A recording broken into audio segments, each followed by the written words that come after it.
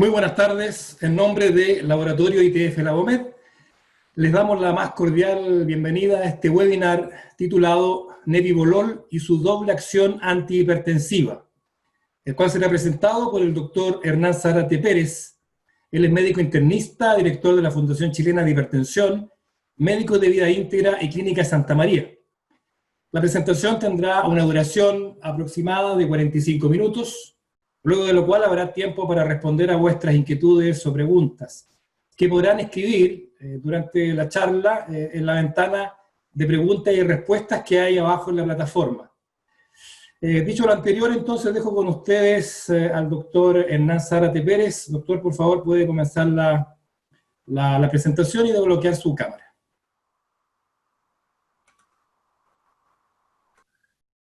Buenas tardes, mi nombre es Hernán Zárate Pérez, soy internista, como muy bien dijo Hugo, y quiero dar las gracias a ustedes, colegas, por participar de este webinar, esta plataforma de la cual todos estamos participando.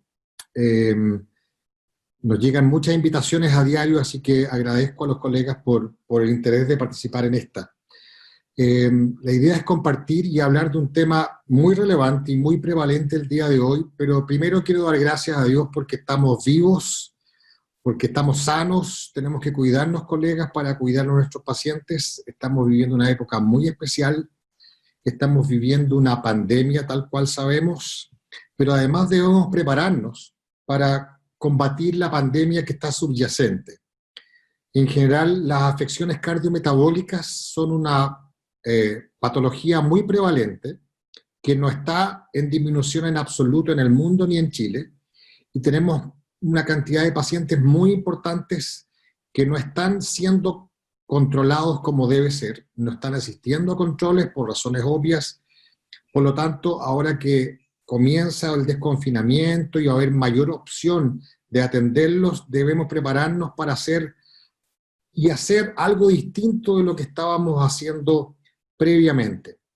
Preparémonos, conversemos, participemos de los webinars, estudiemos, cambiemos un poco el rumbo que estábamos teniendo en relación a la atención de nuestro paciente cardiometabólico.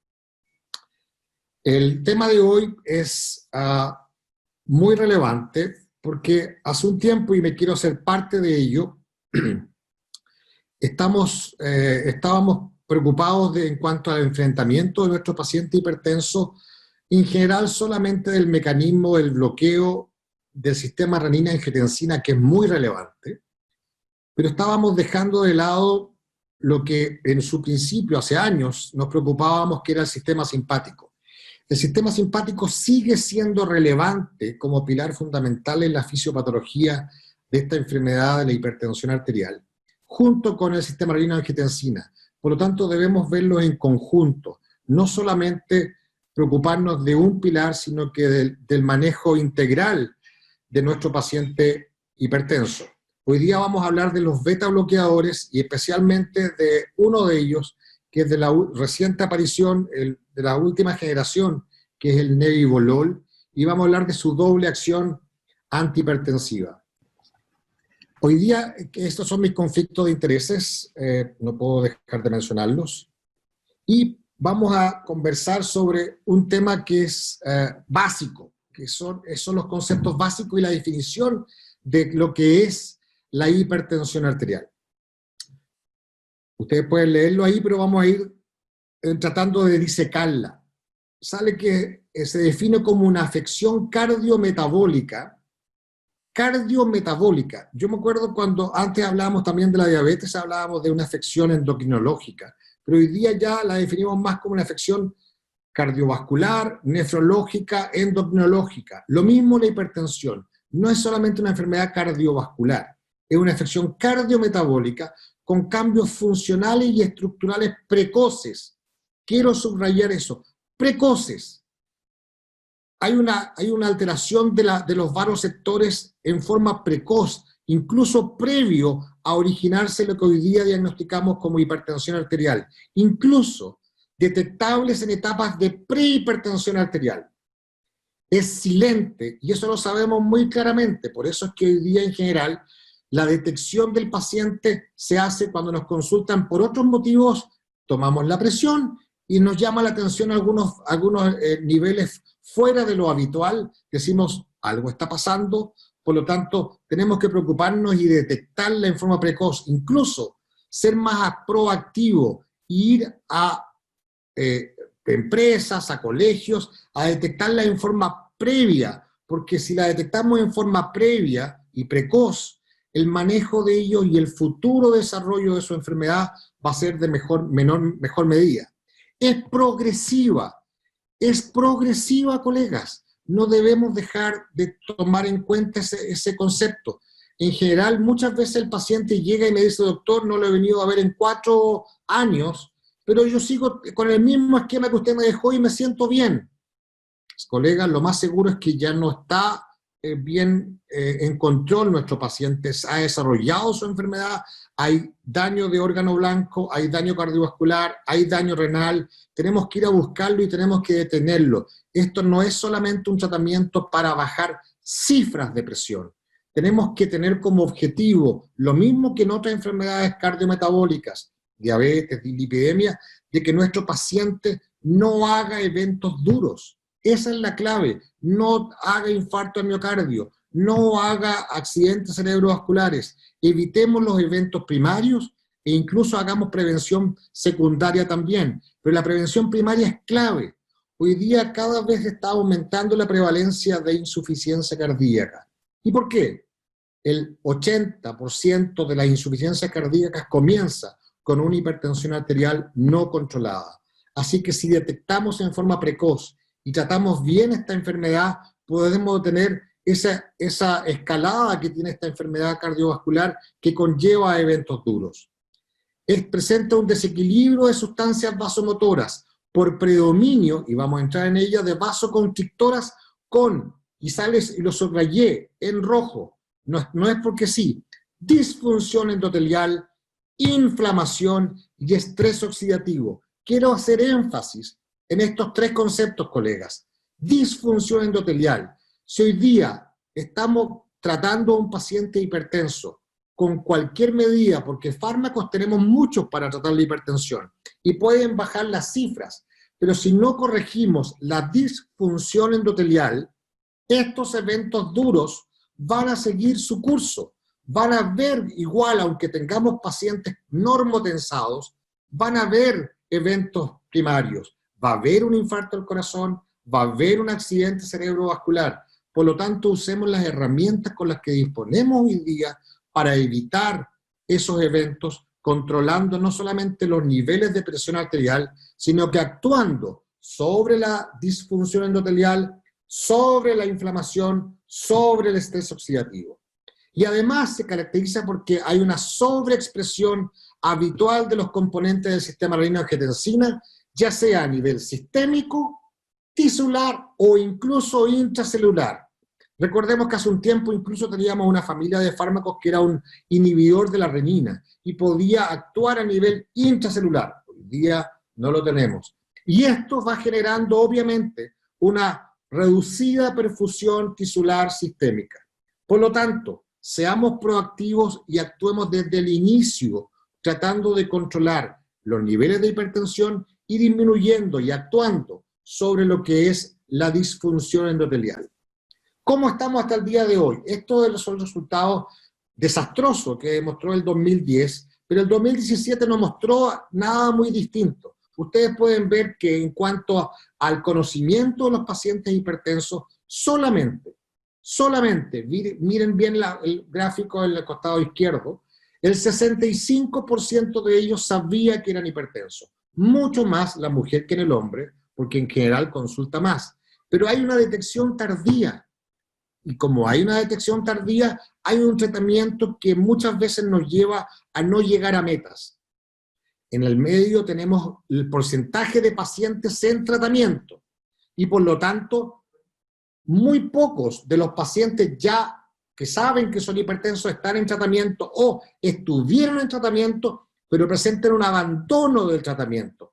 ya sea porque, por lo que estamos pasando hoy día por la pandemia, ya sea porque el fármaco le provoca eventos adversos, ya sea porque el paciente, como se siente bien, deja el tratamiento. Esa es otra meta, otro objetivo que debemos mejorar para tratar a nuestros pacientes, mejorar la adherencia del tratamiento. Y finalmente, ustedes pueden ver en el gráfico a mano derecha, solamente el 16,5% de los pacientes en tratamiento llegan a meta.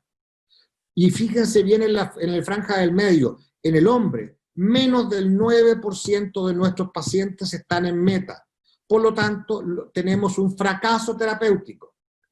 Y la tríada de detección tardía más un abandono precoz del tratamiento nos lleva a un fracaso terapéutico, por lo tanto, fallecimientos, por lo tanto, eventos primarios, por lo tanto, infartos al miocardio y accidentes cerebrovascular, que son los que debemos evitar como objetivo final en nuestro tratamiento de la hipertensión arterial. Veamos qué pasan con los beta bloqueadores. Hace muchos años, como el 2012, el doctor Frank Williams en su guía NICE dijo, no, los beta bloqueadores, y lo sumó, ya vamos a conversar, por el atenolol, y dijo, no deben ser usados en hipertensión arterial. Pero veamos los mecanismos antihipertensivos de los beta bloqueadores en general, los distintos tipos de beta bloqueadores. ¿Qué logran? Logran inhibir la estimulación de los beta receptores por adrenalina y noradrenalina. Miren el segundo punto, y a lo mejor les llama la atención, pero ya vamos a hablar de eso. Antagonizan los beta bloqueadores el sistema renina-angiotensina. No solamente están actuando sobre el sistema simpático, sino que además están actuando sobre el sistema renina-angiotensina. Obviamente suprarregulan los receptores beta-1 cardíacos y aumentan, ojo, los péptidos natriuréticos auriculares y cerebrales, factores, sustancias vasoactivas importantísimas como vasodilatadores y formas de medir el grado que tenga o no nuestro paciente de insuficiencia cardíaca. Por lo tanto, el uso también de beta bloqueadores en insuficiencia cardíaca es otra de las utilidades.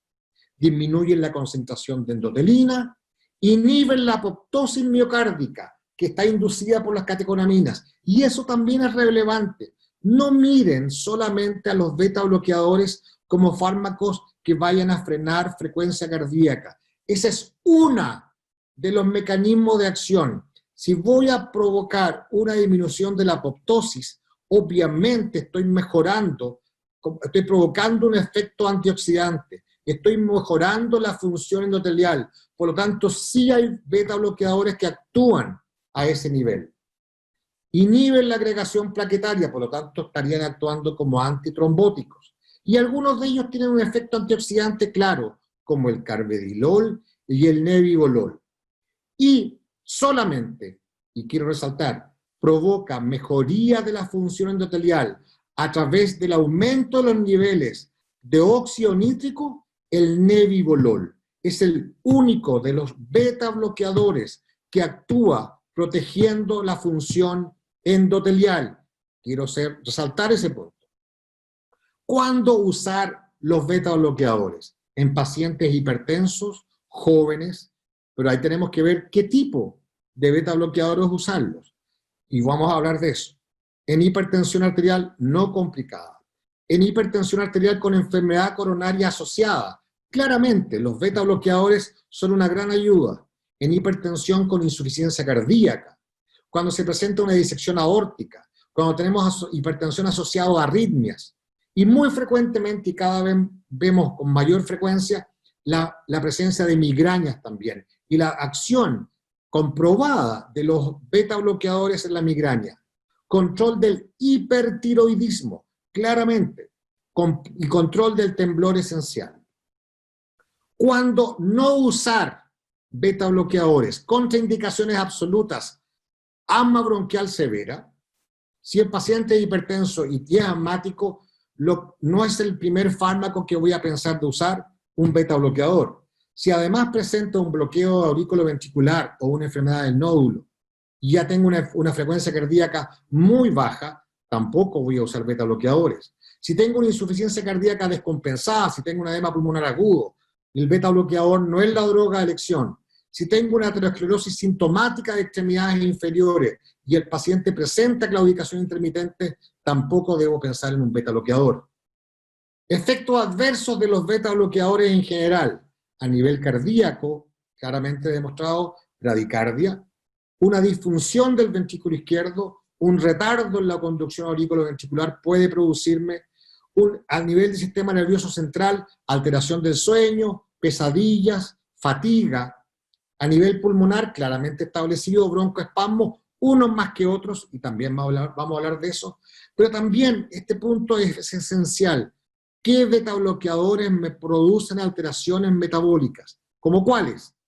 Enmascaran unas hipoglicemias, pueden provocar hipoglicemias más graves, pueden provocar aumento de triglicéridos, disminución del HDL, y algunos actúan en no buena forma, no son neutros con la insulinoresistencia. Y se ha demostrado también que muchos, sobre todo atenolol, propranolol, disminuyen la función renal, el flujo plasmático renal de 10 al 20%. En relación a la definición con la que comencé la charla, hice resaltar lo que era el concepto de la disfunción endotelial. Y hay un cardiólogo muy renombrado, que es argentino, que es el doctor Leopold Reich, avecindado en Estados Unidos, que estableció un nuevo paradigma de éxito en el tratamiento de la hipertensión arterial. Y dice claramente, las terapias antihipertensivas son exitosas en prevenir lesiones de órgano blanco en la medida que no solamente reduzcan las cifras de presión arterial, sino que logren la restauración del balance entre el óxido nítrico, bueno de la película, y la angiotensina 2, que es la mala de la película. Si vamos a hablar del estrés oxidativo, claramente, o disfunción endotelial, hay un balancín. Y por un lado está la angiotensina 2, y por otro lado está el aumento del óxido nítrico como bueno de la película. Pero ¿qué patologías nos llevan a pensar en una disfunción endotelial? Siempre va asociada a hipertensión, claramente, pero el hipertenso, ustedes colegas, ¿tienen pacientes hipertensos puros? Es raro de encontrar. El hipertenso va asociado además a dislipidemia, a diabetes, a tabaquismo, a sedentarismo, a obesidad, presenta comorbilidades, y todas esas comorbilidades llevan de la mano un estrés oxidativo aumentado. Por lo tanto, una alteración de la función endotelial llevan de la mano una disfunción endotelial, clave en el tratamiento del paciente. Otra forma de expresarlo acá, cuando está sobreexpresado el sistema renina-angiotensina, en que obviamente, como ustedes pueden ver, predomina la angiotensina 2 sobre el óxido nítrico. Sedentarismo, obesidad, dislipidemia, exceso de consumo de sal, nefropatías, obesidad, dislipidemia, tabaquismo, sedentarismo. Son patologías o comorbilidades que debemos atacar o debemos tratar en forma paralela a nuestro tratamiento de la hipertensión arterial. Son parte casi de un mismo síndrome, llamémoslo así. ¿Qué elementos actúan y resaltamos en la disfunción endotelial? Cuando hay predominio de sustancias vasoconstrictoras como la angiotensina 2, la endotelina, los tromboxanos por un lado, versus su disminución de sustancias vasodilatadoras, siendo lejos una de las más importantes el óxido nítrico junto con las prostaglandinas, por ejemplo, y bradiquininas. Rol, entonces, fundamental a ocupar del óxido nítrico, que va de la mano de la disfunción endotelial, pero para proteger la disfunción endotelial es esencial este óxido nítrico para la regeneración vascular. Señores, colegas, el objetivo de nosotros es actuar sobre endotelio. Actuar sobre endotelio es clave para disminución de eventos primarios y para protección de órgano blanco. El nebivolol aumenta la disponibilidad de óxido nítrico en el endotelio y los citoblastos endoteliales. El aumento de la disponibilidad de este óxido nítrico es crucial para la prevención de la reestructuración del ventrículo izquierdo y podría incluso explicar el efecto superior del nebivolol versus los otros beta bloqueadores sobre la hipertrofia del ventrículo izquierdo y puede remodelar la hipertrofia del ventrículo izquierdo. Entonces yo tengo que pensar, un paciente que es hipertenso y que ya va de la mano de una hipertrofia del ventrículo izquierdo, ¿qué tipo de beta bloqueador voy a usar? El que está demostrado en que hay una regresión de esa hipertrofia lo ha demostrado claramente el nebivolol. Las estatinas, los inhibidores de la enzima convertidora también previenen la reestructuración del ventrículo izquierdo, pero además actuando en parte sobre liberación de óxido nítrico. Por lo tanto, el nebivolol, no el metoprolol, no el carvedilol, no el bisoprolol, actúan por medio del óxido nítrico para prevenir la reestructuración del ventrículo izquierdo. Quiero subrayar, acciones del óxido nítrico, antagonista de la angiotensina 2. El óxido nítrico es vasodilatador, la angiotensina por su parte es vasoconstrictora. El óxido nítrico inhibe crecimiento, la angiotensina 2 es un factor que promueve proliferación, es proliferativo. El óxido nítrico es antiinflamatorio, la angiotensina 2 es proinflamatoria. El óxido nítrico es antioxidante, la angiotensina 2 es prooxidante. El óxido nítrico es antiaterogénico, angiotensina 2 es proaterogénico. Óxido nítrico es antitrombótico, angiotensina 2 son protrombóticas. Totalmente en el lado opuesto. Este gráfico que muestra la clasificación, este cuadro que muestra la clasificación de los beta bloqueadores, casi serviría para toda la charla. Repasemos. ¿Es lo mismo usar cualquier beta bloqueador? No, señores. Hay beta bloqueadores de primera generación que no son selectivos ni beta 1 ni beta 2. Actúan sobre los beta. Propranolol, por ejemplo, que tenemos en Chile todavía. Segunda generación, son cardioselectivos, más beta 1 que beta 2, por ejemplo, el metoprolol, el atenolol y el bisoprolol. Pero tenemos la tercera generación de beta bloqueadores en los que está los no beta 1 selectivos, por lo tanto actúan beta 1, beta 2, con vasodilatación complementaria, como por ejemplo, y lo tenemos en Chile, y se usa mucho, y está muy bien, el carvedilol. Pero la gran diferencia son los beta 1 selectivo con vasodilatación complementaria, y el único de ellos es el nebivolol. Por lo tanto, no tiene en absoluto que ver con carvedilol, con metoprolol, con atenolol y con bisoprolol. Después, en la última etapa de este webinar, les voy a mostrar algunas comparaciones de unos versus otros. Mecanismo de acción del nebivolol, por lo tanto, es genial porque produce mecanismo dual, yo diría casi trial. Uno, está provocando cosas que no hace ningún otro beta bloqueador, una liberación de óxido nítrico. Y eso marca diferencia, señores, sobre la disfunción endotelial. 2, produce un beta bloqueo beta 1 selectivo. Y a través de ello actúa también sobre receptores beta 3 en la microcirculación, provocando también por este mecanismo efectos vasodilatadores. Efectos vasodilatadores de este beta bloqueador. Farmacocinética, un poquito de ella sobre nebivolol. Tiene una rápida absorción entre 0,5 a 2 horas, provocan los niveles peak plasmáticos, la concentración plasmática va proporcional al rango terapéutico, tiene una vida media de 8 horas, se logran los niveles plasmáticos ya a los 2 días de empezar su uso, tiene un metabolismo hepático claramente establecido, no tiene influencia por edad ni género. En los pacientes con insuficiencia renal sobre 45 miligramos en cuanto a velocidad de filtración, podemos usarlo, pero ahí la dosis recomendada de inicio de 2,5. Y en pacientes con insuficiencia hepática severa, el fármaco no es recomendado. Se une albúmina en un 98% y su excreción es tanto urinaria como digestiva. Y aquí quiero detenerme un poco. Nebivolol y liberación de óxido nítrico.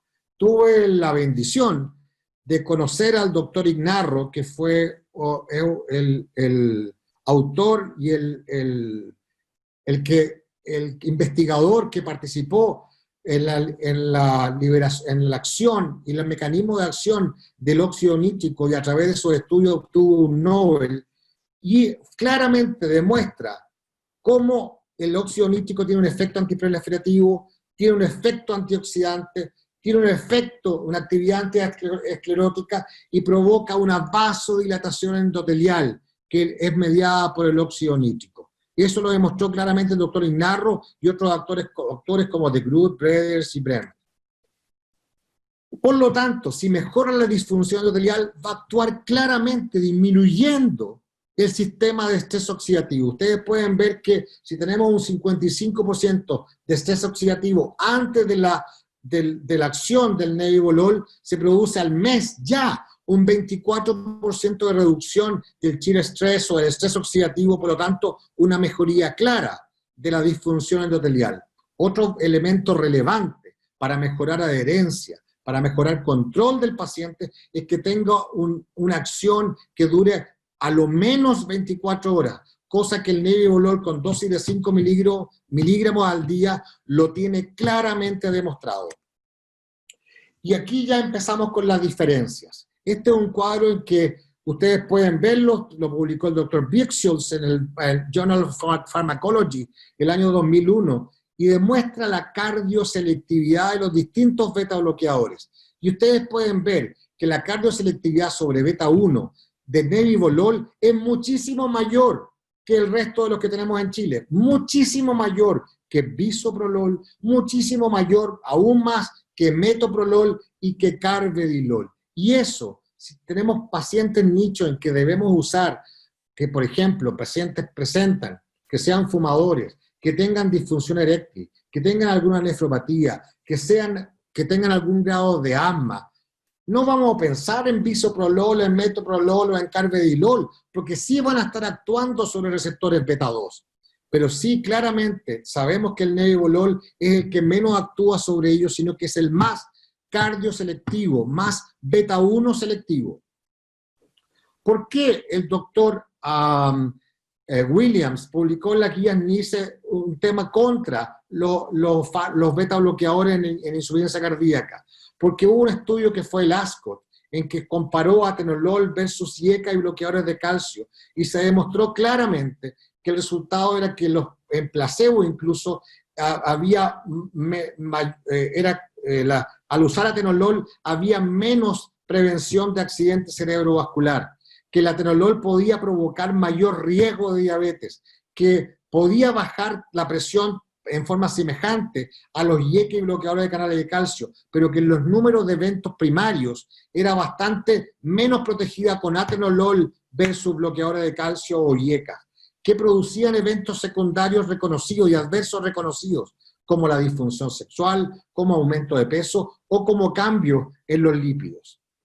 Yo les quería, y les dije en un principio que les quería mostrar algo que no todo el mundo tiene claro.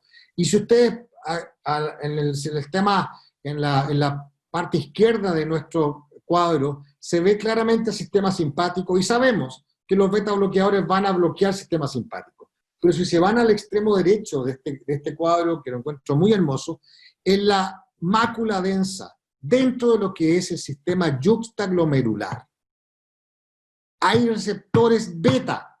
Por lo tanto, cuando vamos a usar beta bloqueadores, sí vamos a actuar tanto en el sistema simpático, como dije en un principio, como también en el sistema renina-angiotensina. Y les pregunto, colegas, ¿qué otra familia de fármacos actúa en forma dual?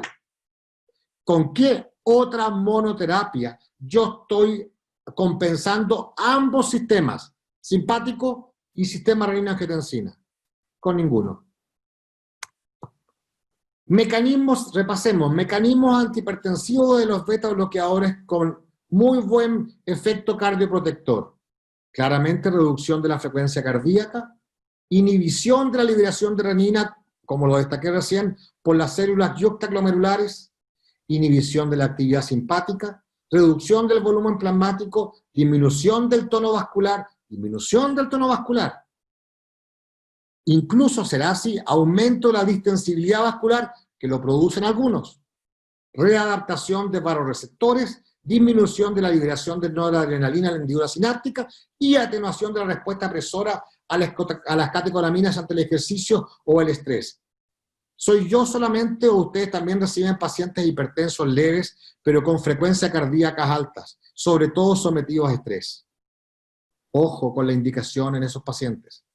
Este estudio fue el estudio Seniors, que es un estudio muy antiguo, pero les quería mostrar porque claramente el Nebivolol demostró en todos los parámetros, independiente de la edad, del género y del grado de hipertrofia ventricular izquierda, como en la insuficiencia cardíaca, todos sus parámetros mejoraron.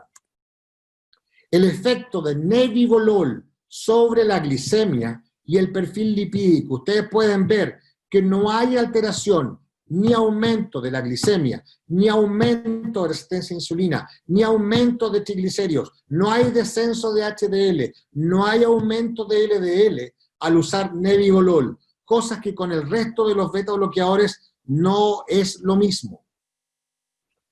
Hay multiplicidad, como pueden ver ustedes, de artículos por el uso de Nebivolol en pacientes hipertensos con insuficiencia respiratoria, con estatus asmático, con alteraciones de la vía aérea. Y este es un cuadro comparativo en que muestra que el uso de Nebivolol tiene un 28% de pacientes con EPOC que tenían hipertensión y no hay alteraciones no hay alteraciones de mayor broncoconstricción, no hay aumento de la EPOC. Otro tema relevante es la función eréctil. Ustedes pueden ver, antes del Nebivolol había un 34% de estos pacientes con una disfunción eréctil claramente que no tenían disfunción eréctil, solamente un 34%, pero el resto presentaban disfunción eréctil, leve, moderada o severa. Y después del Nebivolol casi llegamos a un 60% de pacientes sin disfunción eréctil, de nuevo por la liberación del óxido nítrico. Quiero resaltar lo mismo, cuadro comparativo de Carvedilol en que hay aumento de disfunción eréctil y por otro lado, en el lado derecho del cuadro, Nebivolol versus losartán en que son paralelos y no hay aumento de la disfunción eréctil. Repasemos. Características claves del Nebivolol: vasodilatación mediada por óxido nítrico, modera el antagonismo del receptor beta 1, alto porcentaje de respuesta, alto porcentaje de normalización, preserva y mejora la hemodinámica cardíaca, aumenta la duración del ejercicio y la resistencia, bajo índice de efectos secundarios y dosis efectiva de 5 miligramos. Este es un cuadro de parámetros ecocardiográficos de atenolol versus Nebivolol. Y ustedes pueden ver cómo los parámetros de regresión de la hipertrofia cardiovascular, del grosor de la pared, de disminución de la masa del ventrículo izquierdo, es mucho más relevante con Nebivolol versus atenolol. Este cuadro muestra cifras semejantes, son distintos estudios que muestran claramente una mejoría de la regresión de hipertrofia ventricular izquierda de Nebivolol versus atenolol por su mecanismo de acción. Dato muy clave, atenolol versus Nebivolol, cómo mejora la función renal o se mantiene inalterable con Nebivolol versus una disminución de la función renal lograda con el atenolol. Y esto, señores, es también re fundamental. Cuando tomamos la presión arterial, cuando estamos tratando a un paciente con hipertensión, lo que estamos tratando de hacer es disminuir la sobrecarga a nivel aórtica. Por lo tanto, disminuir la presión arterial central. Nosotros no nos importa tanto disminuir la presión arterial radial, la braquial es lo que más podemos usar, pero donde debemos actuar es disminuyendo la presión arterial central a nivel aórtico. Y ustedes pueden ver cómo a nivel aórtico el Nebivolol es totalmente distinto que el atenolol. Puede ser parecido en cuanto a disminución de presión arterial braquial, pero es totalmente distinto al demostrar una disminución de la presión arterial aórtica central. Diferencias y cuadros comparativos, por ejemplo, con bisoprolol, Nebivolol versus bisoprolol. Ambas drogas claramente tienen una similar eficacia antihipertensiva, demostrado claramente. ¿Podemos usarlas en hipertensión? Claramente ambas. Pero el nebivolol, como les mostré antes, posee una selectividad beta 1 muy superior al bisoprolol. Y ahí está la medicina basada en las evidencias. Nebivolol mejora la función ventricular, por lo tanto, en mucho mayor grado que bisoprolol. De nuevo, está la medicina basada en evidencia. Como nebivolol aumenta o mantiene el gasto cardíaco y reduce la resistencia periférica, cosa que no produce bisoprolol. Hoy día uno de los fármacos más usados en hipertensión, y no digo que no se pueda usar, es el bisoprolol, pero estamos bajando frecuencia cardíaca, solamente. No estamos actuando sobre la resistencia periférica, no estamos actuando sobre el gasto cardíaco, no estamos actuando sobre mejora de la disfunción endotelial. De nuevo, medicina basada en evidencia. Nebivolol, por lo tanto, mejora o mantiene la función eréctil, cosa que el bisoprolol no lo logra. Nebivolol tiene un efecto inotropo negativo menor que el bisoprolol, por lo tanto, si no queremos bajar mucho la frecuencia cardíaca, podemos usar más nebivolol que bisoprolol. El nebivolol tiene un efecto antiproliferativo mayor que el bisoprolol, por lo tanto, nosotros vamos a obtener mejoría de los parámetros hemodinámicos y mejoría de disminución de eventos mórbidos con nebivolol versus bisoprolol. ¿Por qué? Por su efecto de vasodilatador. Miren cómo, si ustedes ven este gráfico en el naranjo, vean la acción que tiene el nebivolol sobre la íntima media y cómo hay una vasodilatación mantenida, cosa que con el bisoprolol es totalmente distinta. No es bajar la presión, es mejorar la disfunción endotelial. Y aquí claramente, y este gráfico me encantó, queda establecida la diferencia entre usar uno u otro. Comparación de nebivolol versus carvedilol. El nebivolol posee un mecanismo de vasodilatación diferente al carvedilol, como les mostré. El nebivolol es un fármaco que actúa a nivel de la fisiología de la célula endotelial. La selectividad beta 1 de nebivolol también claramente quedó establecida en el gráfico anterior, mucho más selectivo que el carvedilol. El nebivolol demuestra inhibición de parámetros protrombóticos. Esto es muy importante. Si yo estoy hablando de disfunción endotelial, tengo que fijarme en los estados protrombóticos y factores de riesgo cardiovasculares. Por ejemplo, pacientes fumadores, como son el PAI-1, el fibrinógeno y la homocisteína. Como el nebivolol ha demostrado poder administrarse en pacientes hipertensos con enfermedad pulmonar obstructiva crónica, cosa que no se debe hacer con el carvedilol. Y ojo, la prevalencia es muy alta. Miren cómo los efectos protrombóticos son claramente protectores con nebivolol. El nebivolol son los parámetros hacia abajo, naranjo, versus el carvedilol, que tiene parámetros aumentados de fibrinógeno, PAI y homocisteína.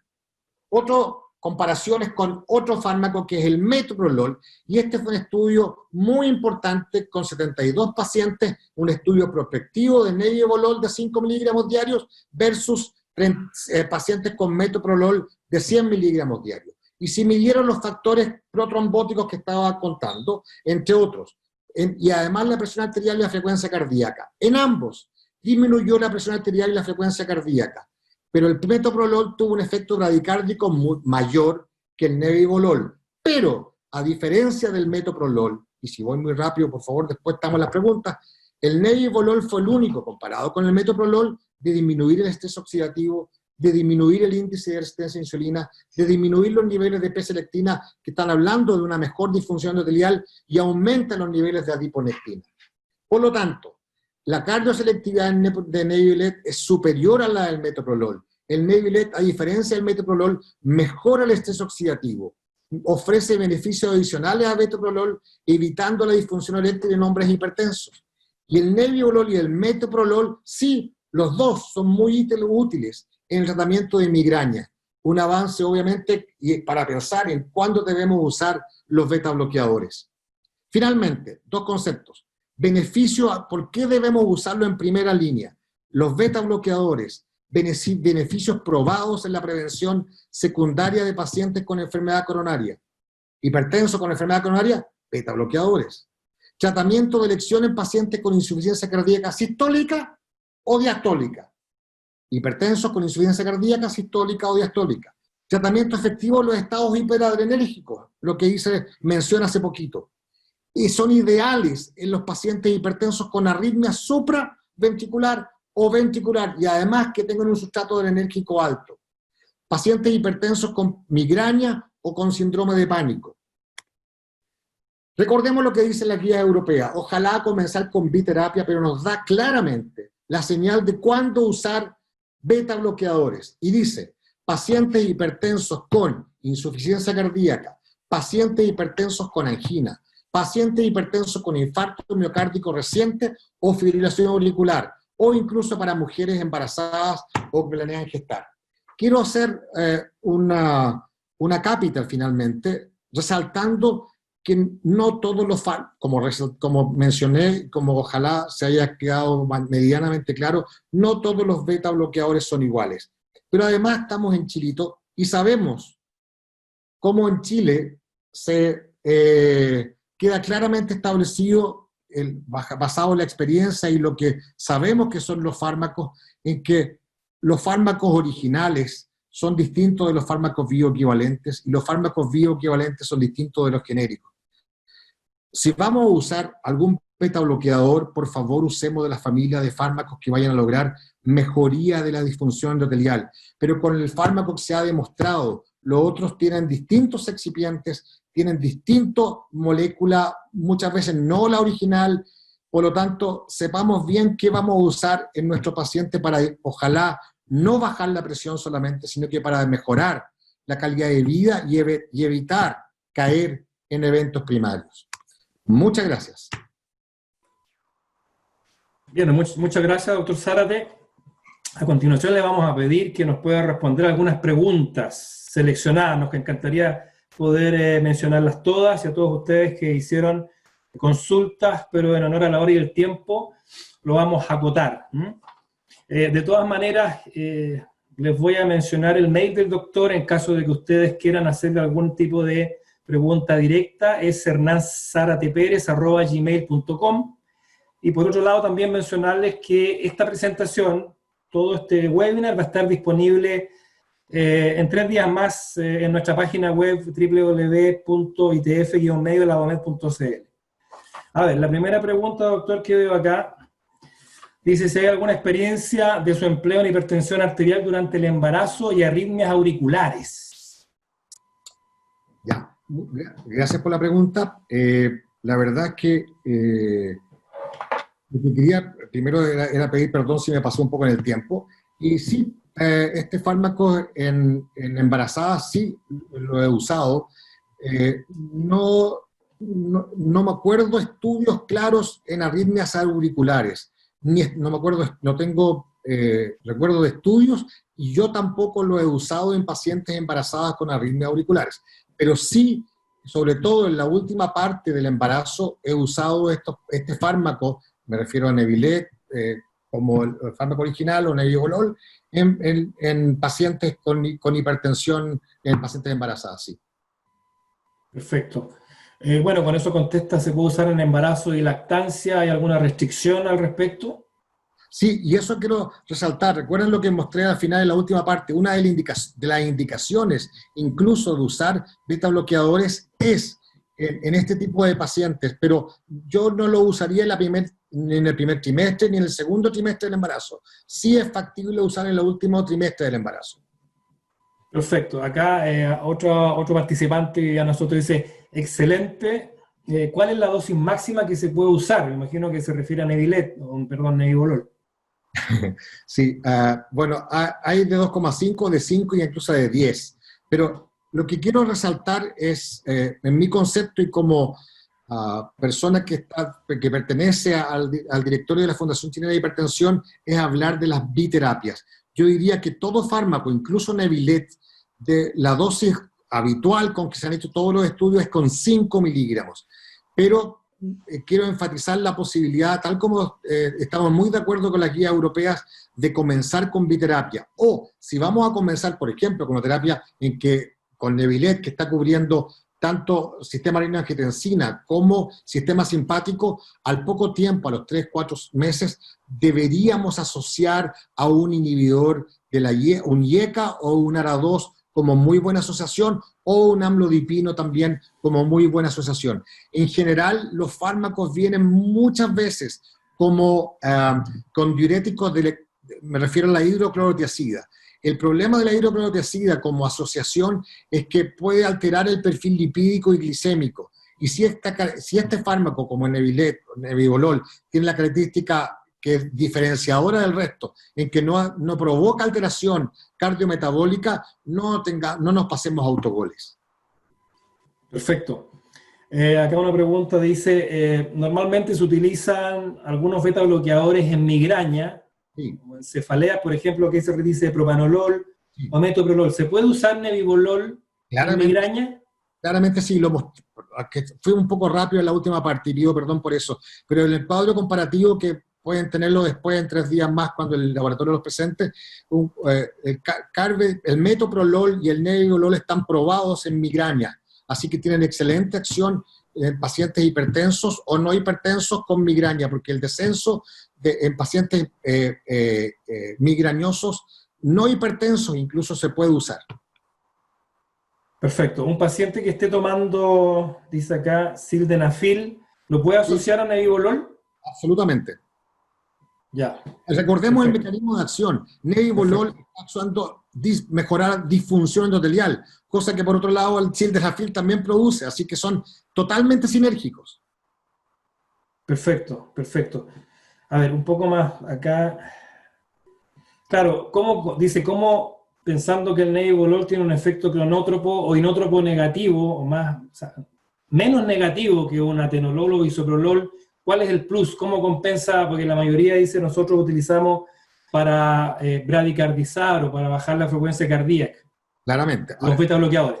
Ya, es que ese punto es muy importante y a lo mejor no expliqué bien, y ahí hago mi mea culpa. La clave de usar, nuestro objetivo, nuestro paciente no es disminuir frecuencia cardíaca, no es disminuir presión, es mejorar calidad de vida del paciente, es mantener una irrigación, un flujo sanguíneo mantenido y controlado. Con el nebivolol yo voy a bajar frecuencia cardíaca, se logra inhibición del sistema simpático. Quiero resaltar esto, menor que el bisoprolol, menor que el atenolol, pero el gran plus, y eso es lo que trato de explicar todo el tiempo, es su mecanismo de liberación de dióxido nítrico, es su mecanismo de vasodilatación, es su mecanismo de mantener la media íntima con un lumen mucho mayor que el uso de bisoprolol, por ejemplo. Por lo tanto, yo no solamente voy a actuar como cronótropo o inótropo negativo, sino que además como vasodilatador. Por lo tanto, la posibilidad de que tenga un evento mayor, un evento primario, es muchísimo menor usando nebivolol que bisoprolol, por ejemplo. Perfecto, otra pregunta. Dice, Enfático, perdón por eso. ok, en diabetes se usa frecuentemente losartán, 50 miligramos, y muchas veces una vez al día para protección renal. De acuerdo a lo presentado por usted, ¿sería mejor cambiarlo a nebivolol?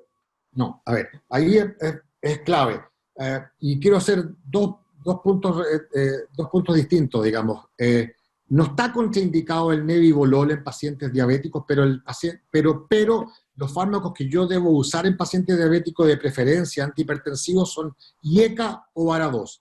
La nefroprotección la obtengo mucho más con con esa familia de fármacos.